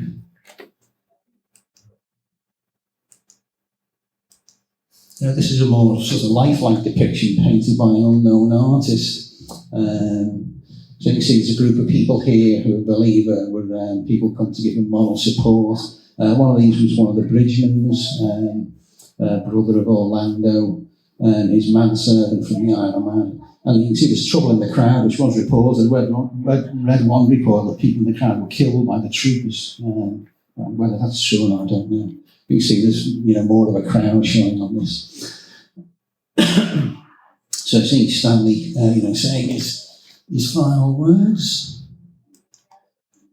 So you can see on this depiction there's 2 other people on the scaffold, and I think I've found out where at least one of those people is. So that's Castlegate as it is today. It looks pretty much the same. The church is still there, the end's been rebuilt, and the man inside the pub is still there. So this is the market cross again. So you see 1651, James 7th Earl of Darby beheaded near this spot. And there's a sign on the man inside saying that this is where he spent his final hours. So we came across this very sort of emotional description of his final journey in his last hours. And it said that this note was thrown into his coffin by an unknown hand. So bounty, wit, courage, here in one lie dead. A Stanley's hand, Vere's heart, and Cecil's head. So De Vere was his paternal grandfather. He was a poet and a sort of contemporary of Shakespeare's. Cecil was a statesman.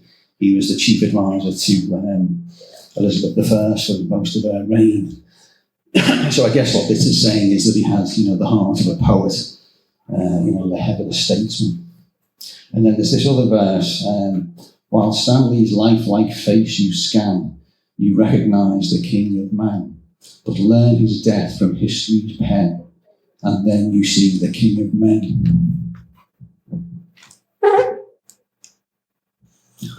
The other person on the scaffold, I think, was this chap, William Prescott from Airfield, up Holland, Cavalier, a close associate of Darby's. He'd had his lands sequestrated, although he compounded in 1646. Parliament set up a sequestration and compounding commission, so they took land off, off Catholics and off Royalists, sold it on, quite often at knockdown prices to surprise parliamentary supporters. But people could compound, they could actually reach a deal with Parliament. They could agree to pay a fine, take what was called a negative oath to say they'd never raise arms against Parliament, and they could be given some of their lands back, to pay a heavy fine as well. So he'd managed to get some of his lands back. So he was, if you like, a sort of free man. Although it's rumoured that he did take part in the uprisings in 1648 and 1651. And he was actually in debt when he died. He left his land to his sister on the basis that, she paid his debts. So he was given these remnants of Stanley's personal effects as he went to the gallows to be beheaded. And there's at least 2 independent accounts of this. I only discovered this a couple of weeks ago. There was a book about the Prescott's that I knew existed, had been donated to Wigan Library. And with the help of Tom McGrath and some of the staff there, we actually, in local studies, we actually found it. And this photograph, or these 2 photographs, are from that book. It was written in the 30s. And the chap who wrote it said he actually saw these as a child in 1875, but he thinks that's the last time they were seen in public. And so where they are now, I don't know. I mean, they're obviously precious relics, and fairly convinced that they're genuine. Some of the relics associated with Darby ended up given back to the Darby family, and actually in Knowsley Hall, where they've got a big family archive. So I only found out about this recently, so a bit more research, but Knowsley might be the starting point. And this note, this is a receipt from the Countess to Prescott, thanking him for 50 quid. So I think when times were tough for her, he must have been raising money to keep their family going. So this is a receipt actually signed by her. So anyway, the Restoration occurs 1660, and this chap's back on the throne. It was splendid attire. And this is a poster, telling people that, the old institutions are back. So the House of Lords is back, Commons is back, the bishops who's been, these sort of wealthy bishops have been reinstated and not popular with everyone. And then here it says, traitors getting their rewards. Well, I think reward is probably, the wrong word. But there is at least an air of forgiveness. So the Indemnity and Oblivion Act is passed, which pardons anyone who's committed crimes during the Civil War.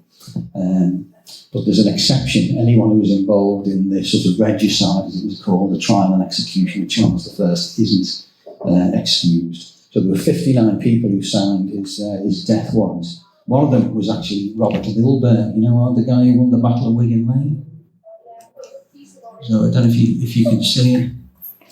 What is it? He's on there somewhere. Yeah.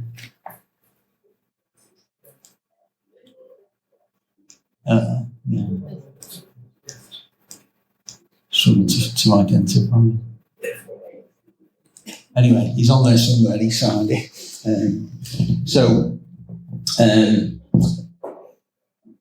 59 commissions signed the death warrant. 24 had died in the meantime. Others had a bit of sense and escaped and fled abroad. Although some of them were tracked down and mysteriously, died in mysterious circumstances later on. But those that were left were tried, and most of them were executed they were hung, drawn, and quartered, which is the worst possible way to die, I think. And 3 who were already dead were hung and beheaded posthumously. So they took Cromwell, who was exhumed, Bradshaw, the head judge, Ireton. They were all well dead, but they were dug up and executed. So Jim, wasn't that Oliver Cromwell's son quite important? Yeah, I skipped that to the sort of 10 years of the Commonwealth, and the Protectorate and what have you. But yeah, when Cromwell held everything together, but there was all there was political and religious turmoil. Lots of groups like the Levellers, and lots of others. So when Cromwell died, I think in 1658, his son became Lord Protector. So Cromwell had sort of morphed into a monarch, really. Well, his son just couldn't hold it together. He didn't have the personality. He just, there was a sort of ongoing, Parliament and sort of people of influence decided that there was, all this the unrest, needed the sort of monarchy restored. So the powers that be worked together to bring the monarchy back. In fact, Halifax, who we saw earlier, the leader of the new model army at one time, he went, to visit the king abroad and broker his return. It's basically the powers that be thought, let's end the turmoil, let's bring all the old institutions back. His son basically gave up. He tried it, I think, for about a year. His law protected, and then clearly wasn't going to work. Cromwell had died in 1658, buried at Westminster Abbey, sort of funeral modelled on James I. So he'd become a little bit king-like. This is a replica of his death mask from the Cromwell Museum in Huntington. So his body is exhumed on the 30th of January 1661. So the significance of that date, 30th of January, that was the day Charles was beheaded. So it was the anniversary again of these. They were very much into sort of symbolism. So his body is hung in chains at Tyburn, taken down, beheaded. Head displayed on a spike outside Westminster Hall for more than 20 years. Eventually blew down in a storm and disappeared.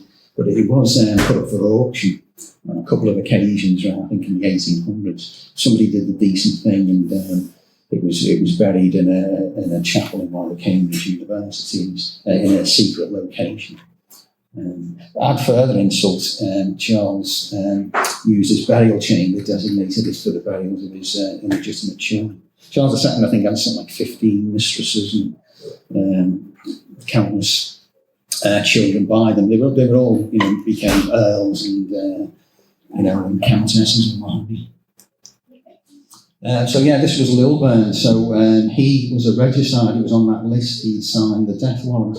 He'd done very nicely. Following the Battle of Wigan Lane, he'd been given £500 and £200 a year. So that was, in those days, that was a huge income. He was tried as a regicide and he was sentenced to be hung, drawn and quartered, but it was commuted to life in prison. He spent about 5 years on Drake's Island in Plymouth Sound where he died. So he didn't get to enjoy his income for too long. I think he was commuted because I think he was seen as an honest soldier. He wasn't sort of politically or wasn't motivated by religion. So the period of war had finished, but Wigan had suffered, throughout the whole period, basically. And there's this summary written by Porteous, summarises the mayor's letter to London in 1649. The town has been 7 times plundered, a locality chastened by the threefold scourge of sword, pestilence and famine. All trade was gone. The plague carried here by wounded parliamentary soldiers left in the town for treatment had raged for 3 years. There were swarms of beggars, and the starved were dying in the streets. So I think paints a picture of the level of suffering kind of thing. I mean, you see war-torn places on the news now, don't you? You can see how horrendous it is. Well, Wigan was a war-torn town, for many years. And there were other hardships. So Cromwell imposed a tax so that he could wage war in Ireland. They had to pay the bill for garrisoning Roundhead troops, in 1640 and 1651. There was a rate imposed to care for wounded soldiers after, the 1648 and 1651 battles. And there was reference even to people eating carrion, which was, making that into the levels of illness. Basic goods cost 6 times more than they did in peacetime. The 3 main bridges have been destroyed, so how can you function as a market town if you can't get around? And there being in the 1650s, there were 3 major outbreaks of plague. Magistrates issued orders to restrict movements, and that sounds familiar, doesn't it?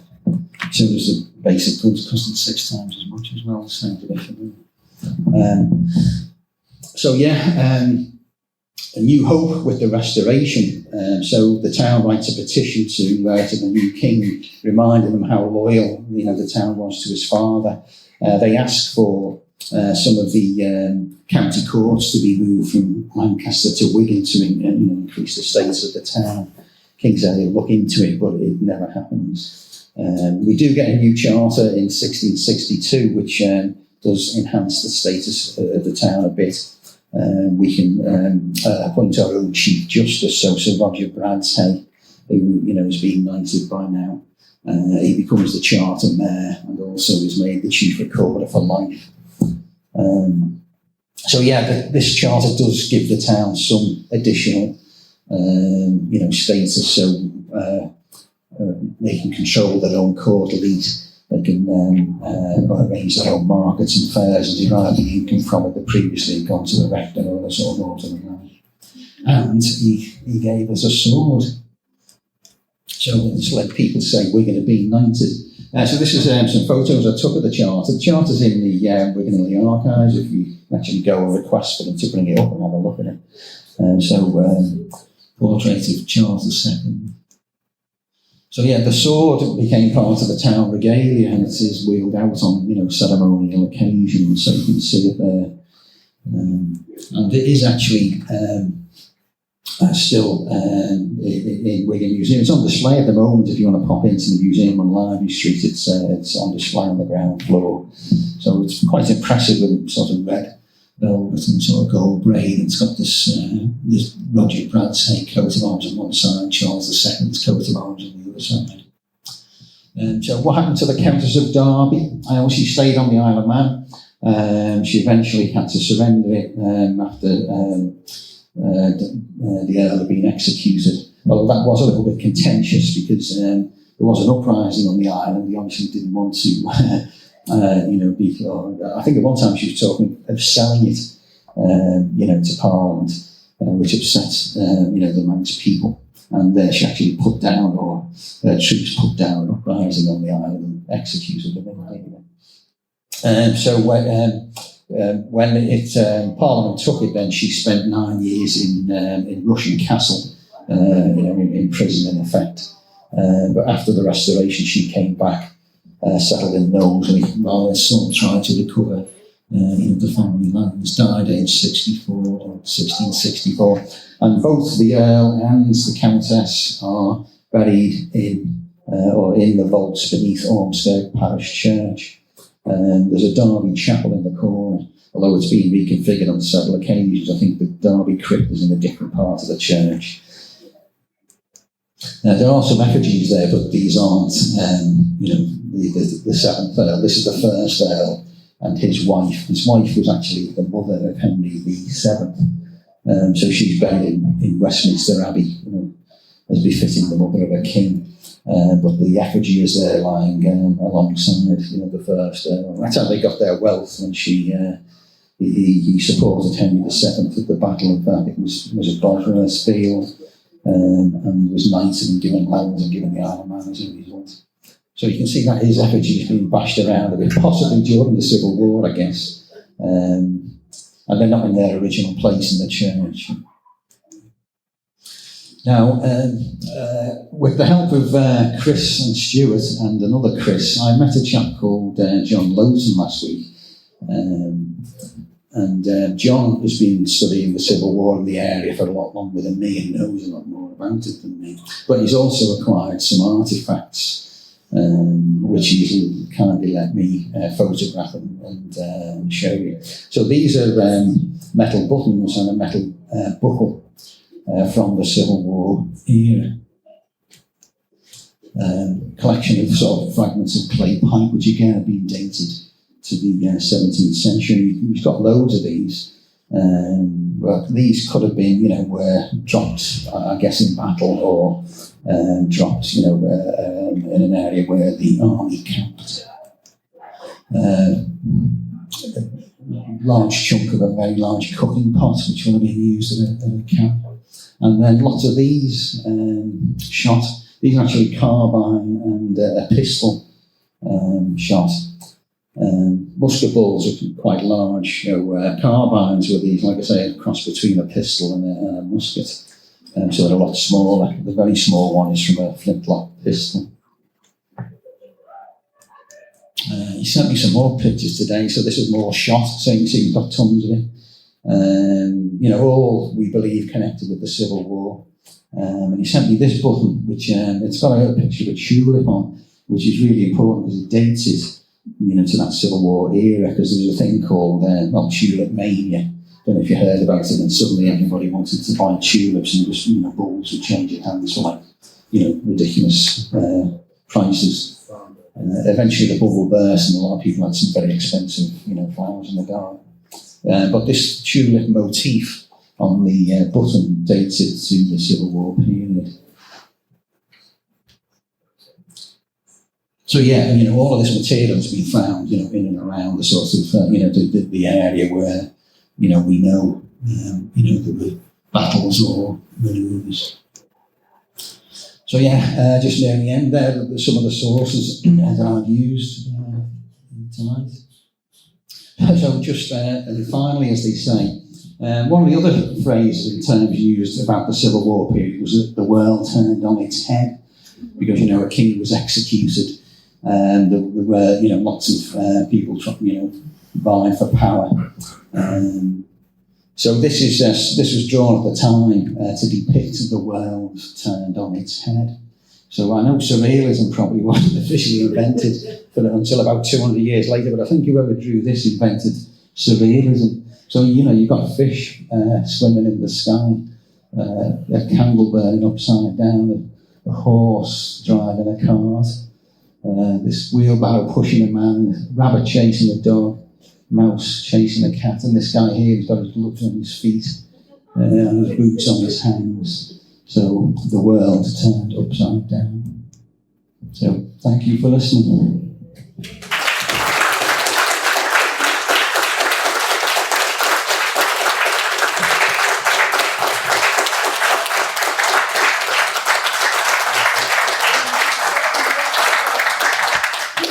I forgot to say, John kindly lent me some of the shot.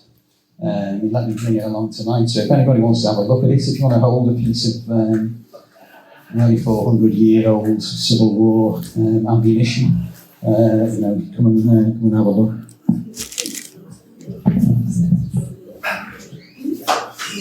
So does anybody have any questions for?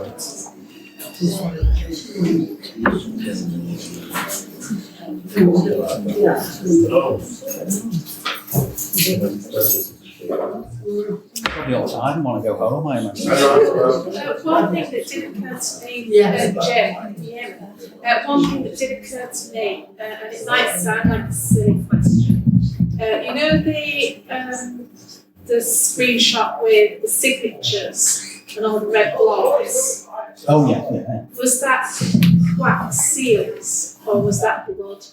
I think that was wax seals. Yeah, that was a classic sort of red wax seals of those. Of each person. 53 commissioners. Yeah.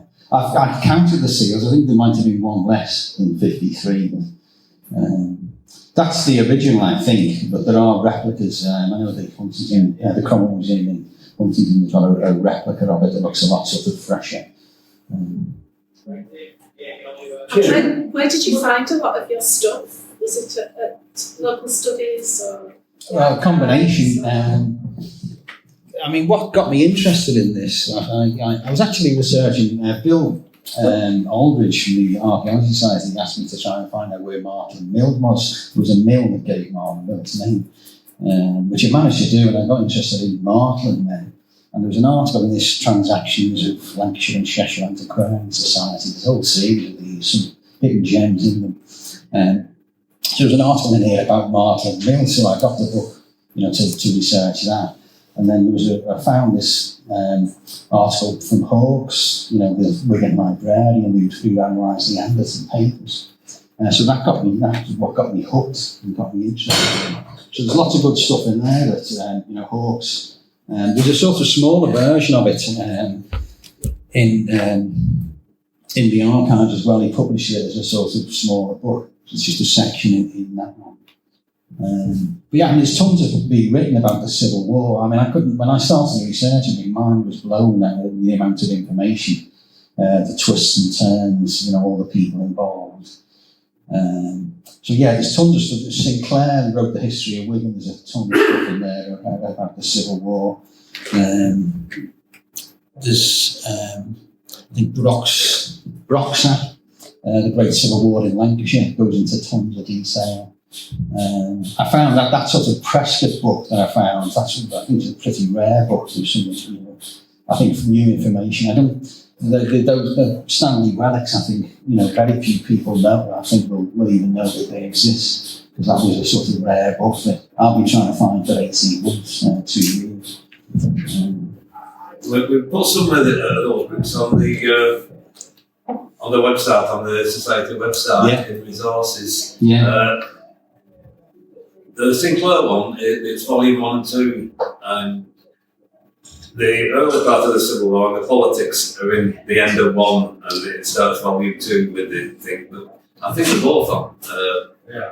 They are, yes, Sinclair's on there. Sinclair is very wordy, isn't he? Very opinionated, I know. So you've got to read a lot to find a fact kind of thing, but it's all good stuff. The Broxat one's really good as well. So it's quite a few of these things are probably available on the history website.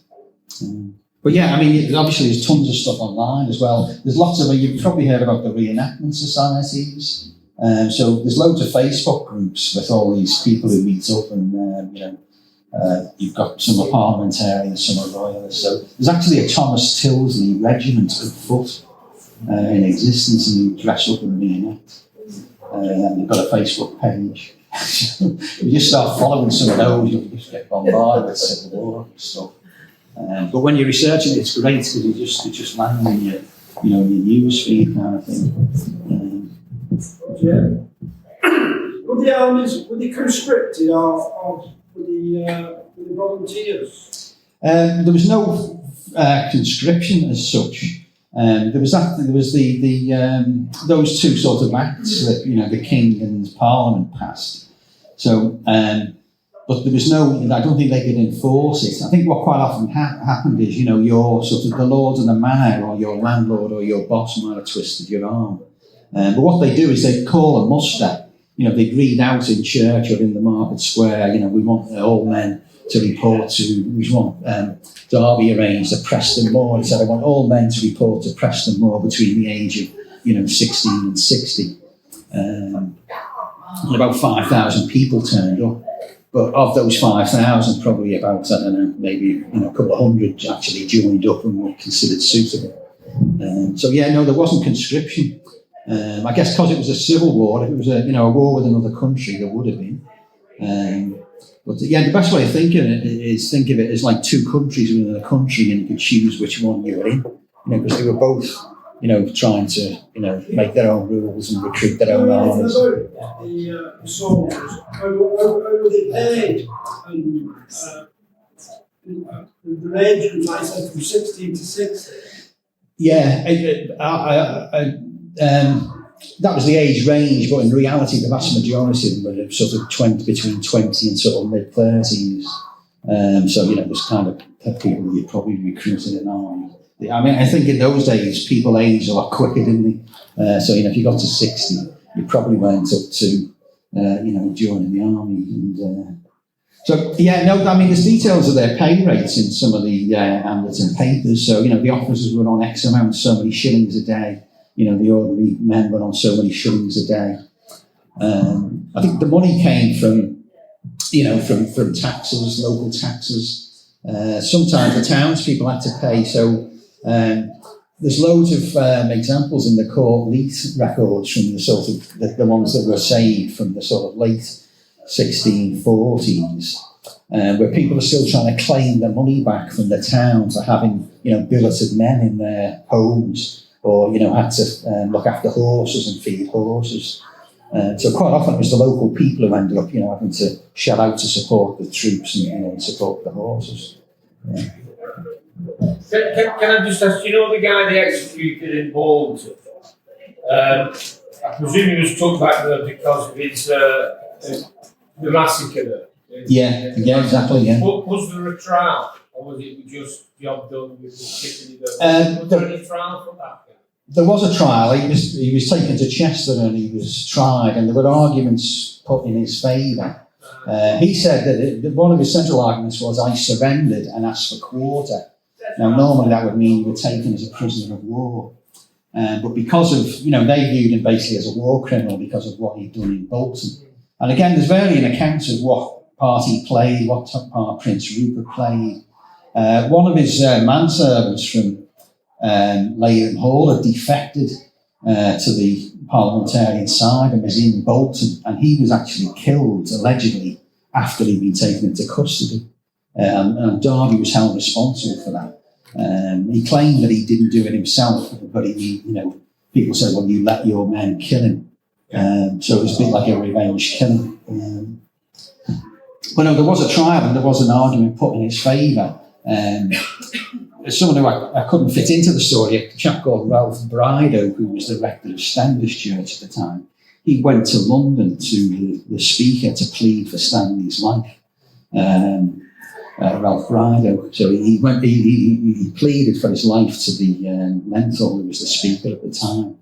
No, it wasn't successful, but Brydo, as a result, was offered a job by the speaker, and he ended up doing very well for himself and getting buried in St George's Chapel in Windsor, kind of thing. So it worked out well for him. But yeah, no, there was lots of there was a trial, but I think it was probably a foregone conclusion. But they did go through the motions of a legal trial.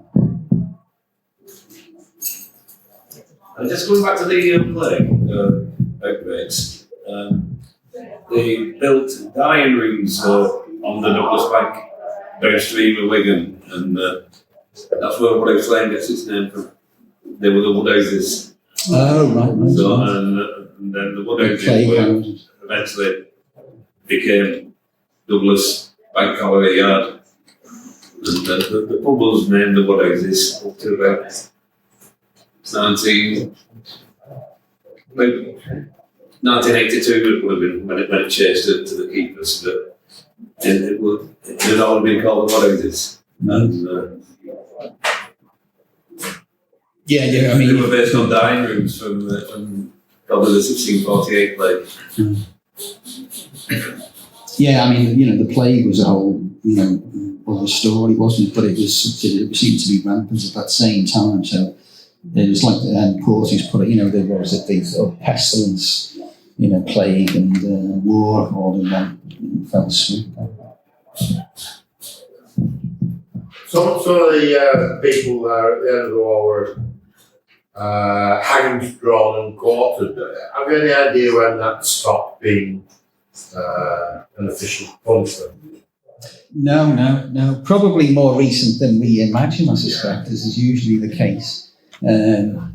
So yeah, I don't know. It'd be interesting to find out.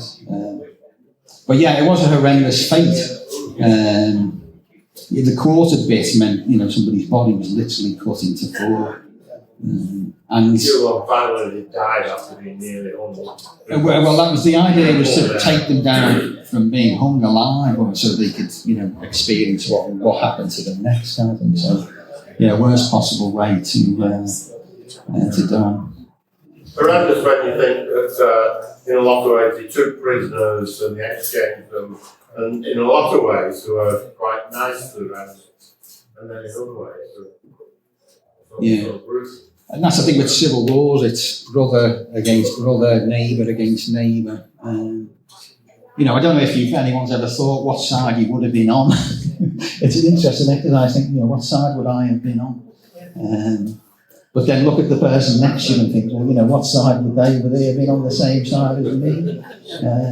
So that's how uncomfortable it was. You couldn't tell who the enemy was. That was a quote from Lord Darby, that was the Earl of Darby. It's a war without an enemy, he said. So traditionally, it was another country that we can all sort of, hate and fight against. But in this instance, that wasn't the situation. So that's why they say civil wars are the worst kind of war.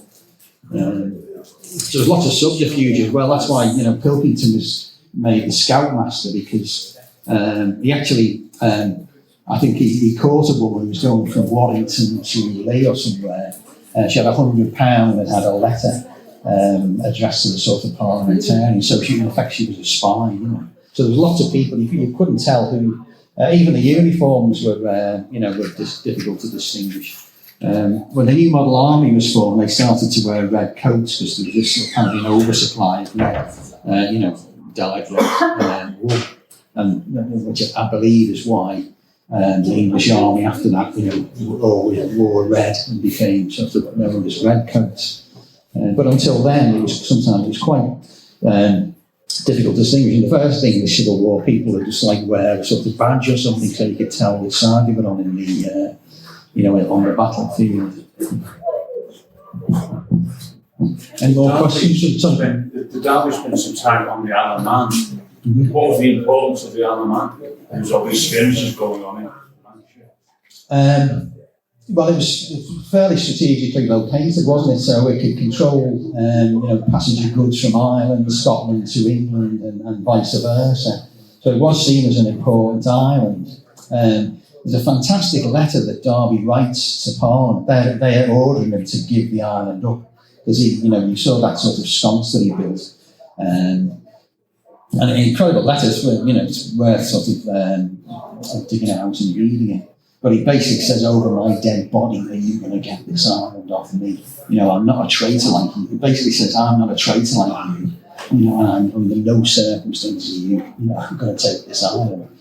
He did manage to keep hold of it, until after he was executed. But he was accused of pirateering from there. They would send ships out and capture, in ships travelling to England. Again, there's a case when I think his son was trying to recover the lands. They brought this up and said, well, hang on, who's going to pay for this? Remember this ship that you stole, at the height of the war kind of thing. You've got to knock that off you, off what you're entitled to. So yeah, it was an important strategic location, and he sort of tried to wage war from there, when he could.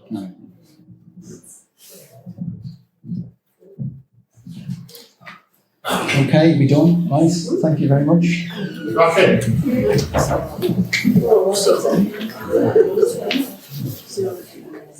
Okay, once more, thanks, Jim.